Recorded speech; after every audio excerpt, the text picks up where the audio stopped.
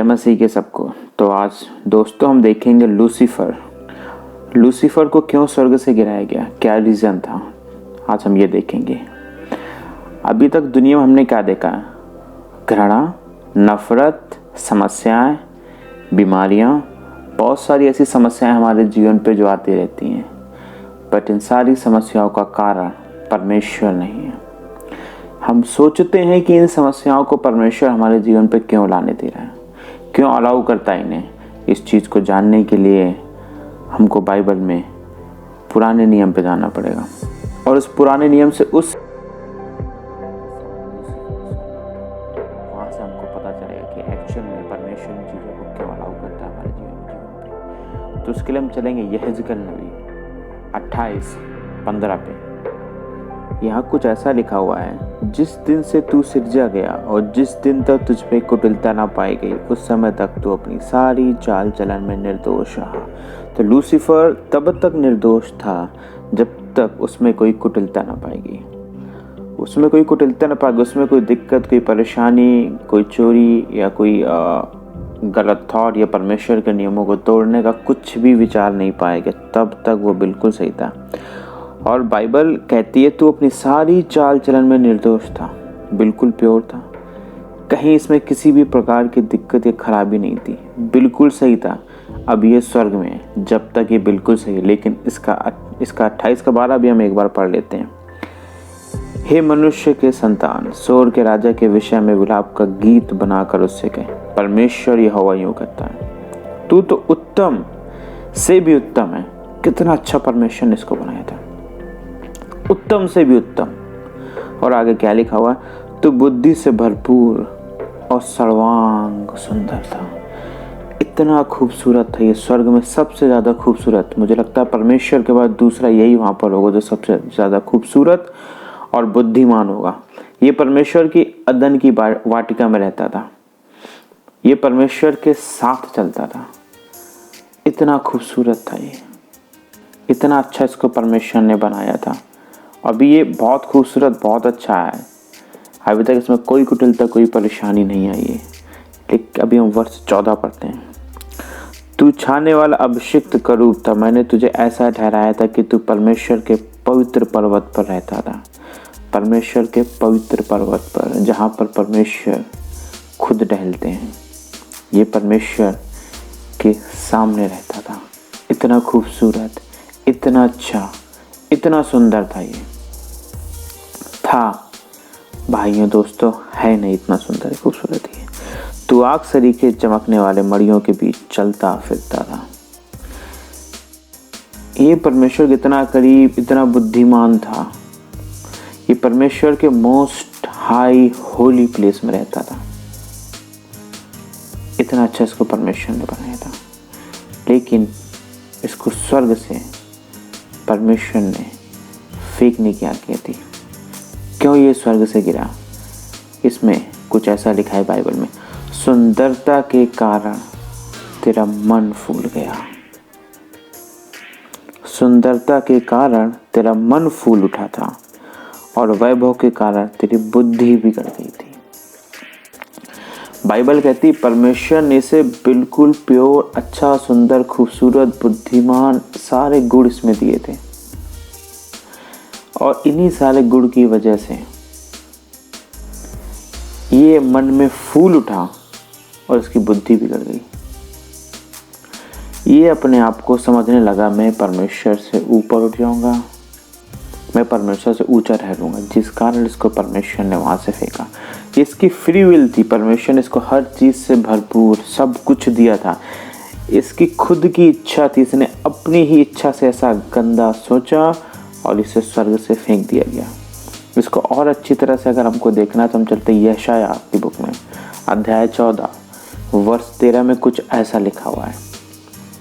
तू मन में कहता तो था कि मैं स्वर्ग पर चढ़ूंगा, मैं अपने सिंहासन को ईश्वर के तारागढ़ से अधिक ऊंचा करूंगा और उत्तर दिशा की छोर पर सभा के पर्वत पर विराजूंगा। परमेश्वर ने इसको बनाया, परमेश्वर ने इसको खूबसूरत बनाया, पावर दी, सामर्थ्य दी, सब कुछ दी। अब ये परमेश्वर के खिलाफ हो गया, ये परमेश्वर के नियम, कायदे, कानूनों के खिलाफ हो गया। ये परमेश्वर से ऊपर उठना चाहता था और ये इस समय पूरी तरह से प्राइड में, घमंड में भर गया था। जब घमंड में भरा गया तो यहेजकेल 28:15 फिर कुछ इस तरह से कहता है, जिस दिन से तू सिरजा गया और जिस दिन तक तुझ में कुटिलता ना पाई गई, उस समय तक तो अपनी चाल चलन में निर्दोष रहा है। कुटिलता ना पाई गई, लेकिन अभी हमने जो वर्ष पढ़ा यशायाह 14:13, यहाँ इसमें कुटिलता पा ली गई। परमेश्वर ने यहाँ पर यहेजकेल नबी को ये बताया और बाइबल हमें ये बताना चाहती है कि अगर आप परमेश्वर के नियमों को तोड़ोगे तो ही आप में कुटिलता पाई जाएगी। इसमें कुटिलता पाई गई क्योंकि इसने परमेश्वर के नियमों को तोड़ दिया। ये परमेश्वर के नियमों के खिलाफ चला गया। अगर हमको ये जानना है कि नियम को तोड़ने से हम पापी कैसे ठहरते हैं तो 1 यूहन्ना 3:4 कुछ ऐसा कहता है, जो कोई पाप करता है वह व्यवस्था का विरोध करता है और पाप तो व्यवस्था का विरोध है। यानी जो इसने पाप किया, जो इसमें कुटिलता पाई गई, यानी इसने स्वर्ग में परमेश्वर के नियमों को तोड़ा। परमेश्वर ने जो नियम, जो व्यवस्था स्वर्ग में दी थी, इसने वहां तोड़ दी। इसीलिए ये पापी ठहरा।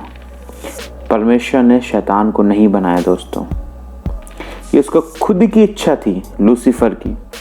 वो अपने घमंड में इतना आ गया कि परमेश्वर के नियमों के खिलाफ चला गया। उसने परमेश्वर के नियम को तोड़ दिया और उसे स्वर्ग से फेंक दिया गया। प्रकाशित वाक्य 12:7 कुछ इस प्रकार से कहता है, फिर स्वर्ग पर लड़ाई हुई। मिकाइल उसके स्वर्गदूत अजगर से लड़ने को निकले और अजगर उसके स्वर्गदूत उससे लड़े, परंतु प्रबल न हुए और स्वर्ग में उनके लिए फिर जगह न रही। उनके लिए जगह नहीं रही स्वर्ग में। और वह बड़ा अजगर अर्थात वही पुराना सांप जो इब्लिस और शैतान कहलाता, जो सारे संसार का भरमाने वाला है, पृथ्वी पर गिरा दिया गया और उसके दूत उसके साथ गिरा दिए गए। परमेश्वर शैतान को चाहे अभी इसी वक्त उसको निस्तो नाबूद कर सकता है, लेकिन उसने ऐसा नहीं किया। परमेश्वर चाहता तो जिस दिन लूसीफर ने अपने मन पे गलत सोचा, गलत भावना, गलत विचार लाया, जिस दिन उसने स्वर्ग में पाप किया, परमेश्वर चाहता उसको उसी दिन खत्म कर देता।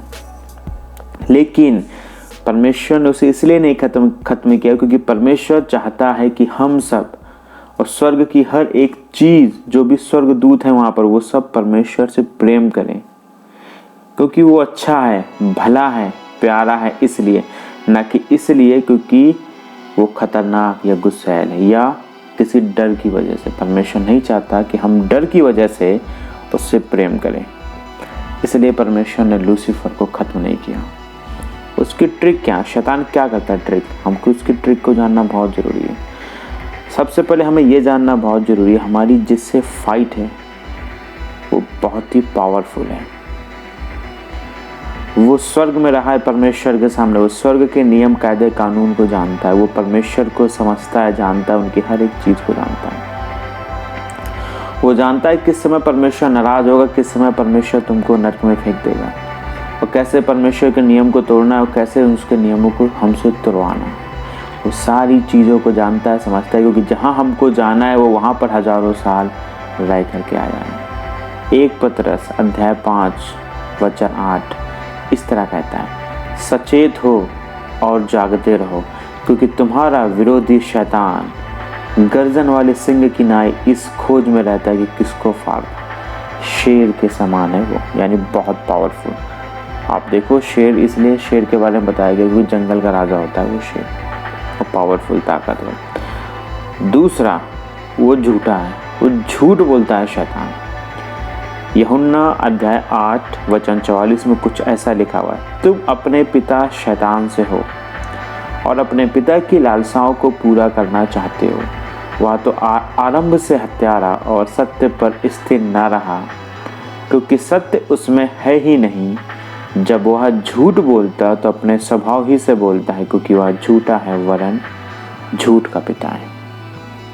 झूठ, अगर कोई इंसान आपसे झूठ बोल रहा है या आपके मन में झूठ आ रहा, तो आप याद रखो कहीं ना कहीं यहाँ पर एक डीमन है, एक डिमोनिक चाल है, क्योंकि शैतान ही झूठा है, ना कि परमेश्वर। परमेश्वर तो सत्य है। वो हमारे जीवन पे बीमारियों को, परेशानियों को, दुख को, दर्द को लाने वाला शैतान है। अय्यूब अध्याय 2 वचन 7 कुछ ऐसा कहता है, तब शैतान यहोवा के सामने से निकला और अय्यूब को पांव के तलवे से ले सिर की चोटी तक बड़े बड़े फोड़ों से पीड़ित किया। इस बीमारी को लाने वाला शैतान था। कभी कभी होता है हमारा अगर पुअर हेल्थ है, हम सही से खाना नहीं खा रहे हैं, शरीर का ध्यान नहीं दे रहे, तो ये बीमारी हमारे जीवन पे आ सकती है। लेकिन ये वचन कहना चाहता है, बाइबल ये बताना चाहती है कि शैतान के पास पावर है, सामर्थ है, वो इतना सामर्थ्य है कि आपको बीमार कर सके। तीसरा, वो स्क्रिप्चर को भी घुमा सकता है आपके सामने। अगर आपको बाइबल अच्छी तरह से नहीं आती तो वचनों को घुमा सकता है। देखिए उसने कैसे घुमाया। वो प्रभु यीशु मसीह का मत्ती अध्याय 4 वचन 5 और 6 कुछ इस प्रकार कहता है, तब इब्लिस उसे पवित्र नगर में ले गया और मंदिर के कंगूले पर खड़ा किया और उससे कहा, यदि तू परमेश्वर का पुत्र है तो अपने आप को नीचे गिरा दे। यदि तू परमेश्वर का पुत्र है। अगर इस अध्याय के थोड़ा पहले पढ़ेंगे तो कुछ समय पहले ही प्रभु यीशु मसीह के लिए भविष्यवाणी हुई थी स्वर्ग से कि तू मेरा प्रिय पुत्र है, मैं तुझसे प्रसन्न हूँ। यहाँ उसने एक चाल चली। फिर तो अपने आप को नीचे गिरा दे, क्योंकि लिखा है वह तेरे विषय में अपने स्वर्गदूतों को आज्ञा देगा, वे तुझे हाथों हाथ उठा लेंगे, कहीं ऐसा ना हो कि तेरे पाँव में पत्थर से ठेस लगे। हालांकि भजन संहिता 91 में कहता है कि तेरे पैर में पत्थर से ठेस न लगे। पैर में पत्थर से ठेस लगने का मतलब ये नहीं कि आपको पत्थर के ऊपर कूदना, यानी आप चलते चले जा रहे हो और आपके सामने कुछ परेशानी या बड़ा पत्थर कुछ होगा तो स्वर्गदूत आपको उससे बचा लेंगे। लेकिन ये प्रभु यीशु मसीह को कहाँ ले गया? मंदिर के ऊपर। बोला वहाँ से अपने आप को फेंक दे। वचन के साथ खेलना क्यों? क्योंकि वही बात, ये स्वर्ग में रहा है, ये परमेश्वर को जानता है, समझता है, उसके वचनों को जानता है, समझता है। इसने पूरी बाइबल को पढ़ रखा है क्योंकि ये माइटी है, ये पावरफुल है। ये परमेश्वर का पावरफुल वो स्वर्गदूत है जो परमेश्वर की निगाहों के सामने रहता था, उसके अदन की वाटिका में रहता था। ये वो स्वर्गदूत है।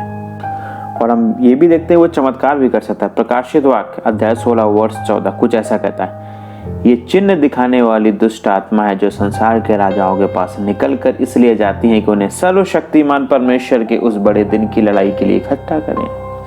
ये चिन्ह दिखाने वाली दुष्ट आत्माएं, चिन्ह यानी ये मिरेकल, ये चमत्कार भी कर सकते हैं। शैतान स्वर्गदूत की तरह भी आपके सामने आ सकता है।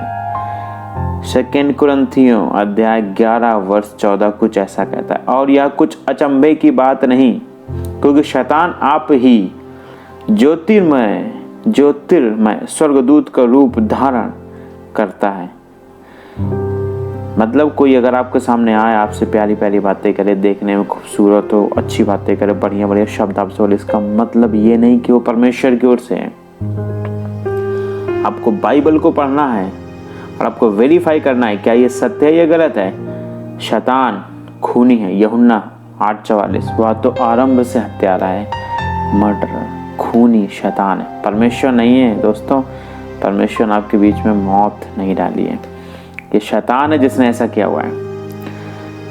अब आपके दिमाग में ये परेशानी आएगी, आप ये सोचोगे तो बहुत ही पावरफुल है, शक्तिशाली है, परमेश्वर के साथ रहा है, स्वर्ग में रहा है, वहाँ से फेंक दिया गया, अकेला नहीं है, इसके खुद के दूत हैं, हम कैसे बचेंगे? पावर है, सामर्थ है, ये हमको मार भी सकता है, ये सब कुछ कर सकता है।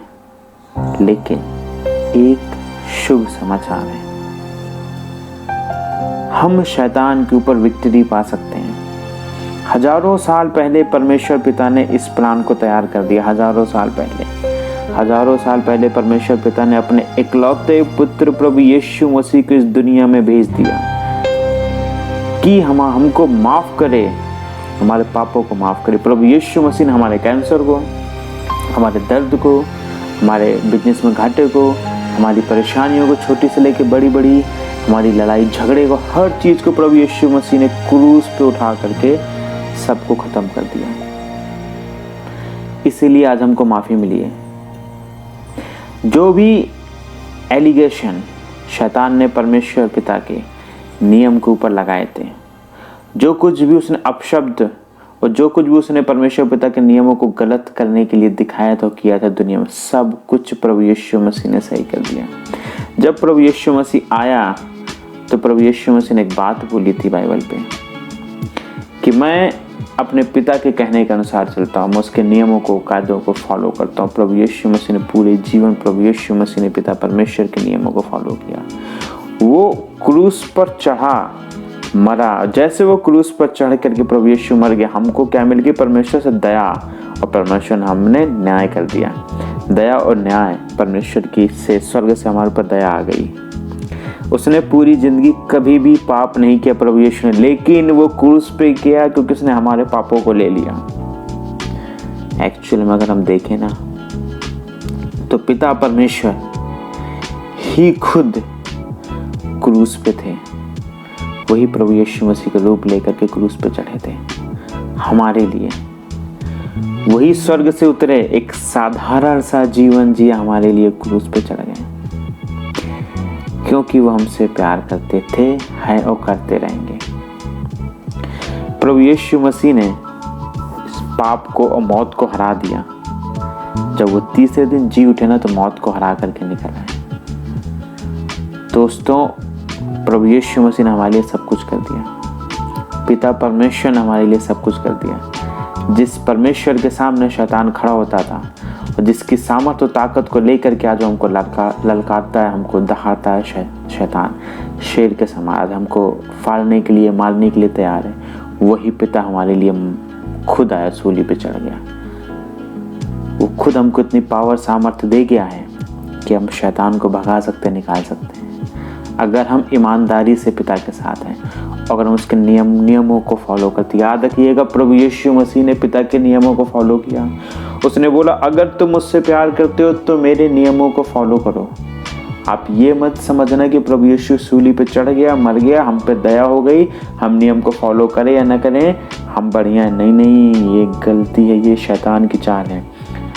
उसने हव्वा को नियम फॉलो नहीं करने दिया। परमेश्वर ने क्या बोला था? इस पेड़ का फल मत खाना, ये नियम था परमेश्वर का, लेकिन उसने हव्वा को भड़का दिया।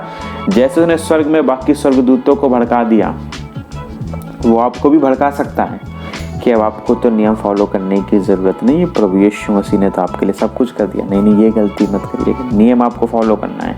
और एक बात और याद रखिएगा, लड़ाई अभी खत्म नहीं हुई है, लड़ाई हमारी चल रही है। हम जयवंत से भी जयवंत है, लेकिन हमारी लड़ाई चल रही, क्योंकि वो शैतान आज भी इस दुनिया का मालिक बना बैठा है। बाइबल कहती है हमारी लड़ाई अभी भी जारी है। यीशु मसीह के नाम से आप सब जयवंत हो, इन जीसस नेम, आमीन। जय मसीह की। इसके पास बीमारी देने की